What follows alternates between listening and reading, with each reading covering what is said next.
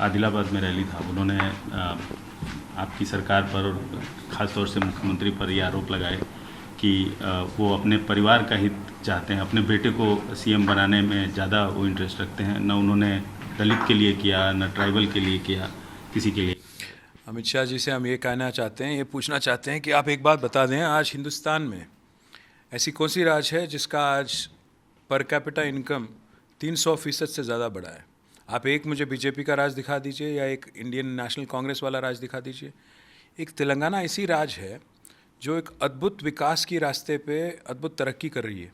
अगर आप देखेंगे 2014 से लेकर आज तक पिछले 9.5 सालों में तेलंगाना ने इस कदर आज हिंदुस्तान में एक धमाका मचाया हुआ है कि आज रिज़र्व बैंक ऑफ इंडिया खुद कहती है कि सबसे बड़ा पर कैपिटा इनकम आज किसी राज्य का है इस देश में तो वो है तेलंगाना का 3,17,000 रुपया। और दूसरी बात मैं ये भी कहना चाहता हूँ, आज आप चाहे कोई भी ह्यूमन डेवलपमेंट इंडेक्स देख लीजिए, चाहे वो नीति आयोग का इंडेक्स हो या केंद्र सरकार के खुद के रैंकिंग हो, हर वो चीज़ में जो आज अमित शाह जी कहते हैं उसमें हम नंबर 1 या नंबर 2 स्पॉट पे हैं।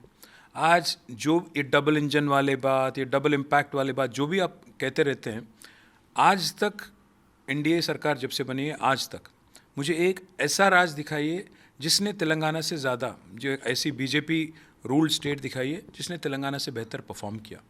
ये जो बार बार आना, गला फाड़ फाड़ के बोलना, भाषण देना और ये एक बहकाव में लोगों को बहकाने की जो कोशिश भावुक बन के, ये नहीं चलेगी तेलंगाना में। आज तक अभी तक अमित शाह जी को और मोदी जी को ये समझना चाहिए, क्योंकि पिछली बार उनकी पार्टी ने यही काम किया था यहाँ पे 2018 में भी, और उनके 119 उम्मीदवारों में से 108 उम्मीदवारों के ज़मानत भी जब्त हो चुके थे।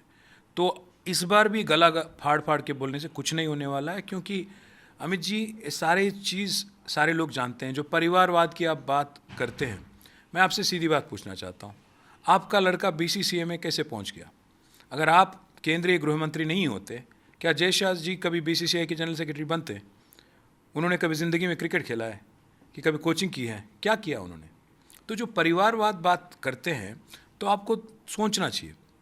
और जब कोई एक पार्टी आके आपके साथ जुड़ जाती है तो आपको परिवार याद नहीं आता है। जब तक तेलुगु देशम एनडीए में थी कोई परिवारवाद नहीं थी, जब तक आपके साथ शिवसेना जुड़ के थी कोई परिवारवाद बात नहीं होती है, जब तक पीडीपी आपके साथ थी कोई परिवारवाद नहीं, जब जनता दल सेक्युलर जो हाल ही में अभी एनडीए में शामिल हुई वहाँ पे तो फिर पूरा परिवार ही है।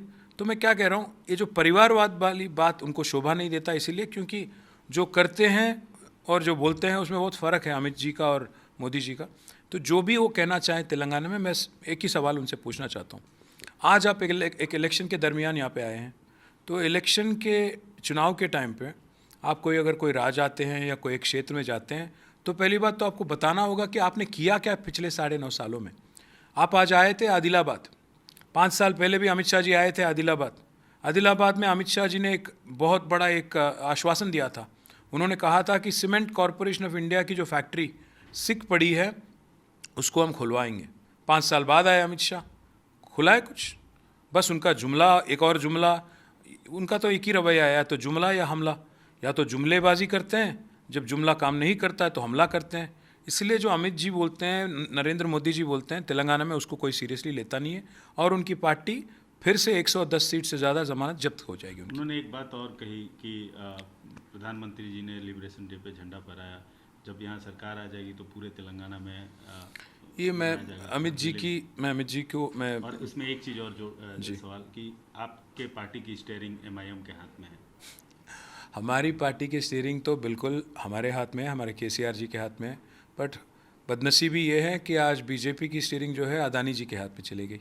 अब अमित जी को इस बात पे भी गौर करना चाहिए। और दूसरी बात मैं ये भी कहना चाहता हूँ, शायद अमित जी को खबर नहीं होगी, किशन रेड्डी जी ने शायद बताया नहीं होगा, पर 17 सितंबर जो है पिछले साल भी और इस वाले साल भी हमने ऑफिशियली, हमारे चीफ मिनिस्टर ने, हमारे सारे मंत्रियों ने, हमारे सारे मिनिस्टरों ने बहुत ज़बरदस्त हमने मनाया ऑफिशियली।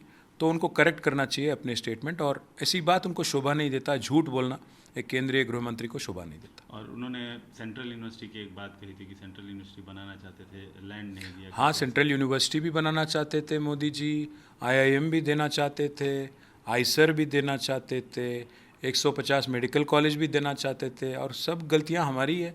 मोदी जी ने तो बेचारे उनको तो मतलब अपने आप पे खुद कुछ नहीं कर पा रहे थे तेलंगाना में।